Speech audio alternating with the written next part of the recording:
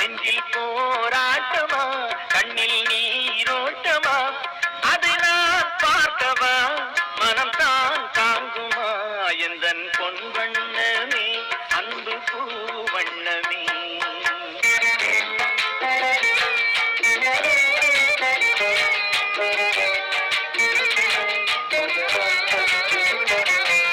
கோவில் இல்லை என்றால் தெய்வம் இல்லை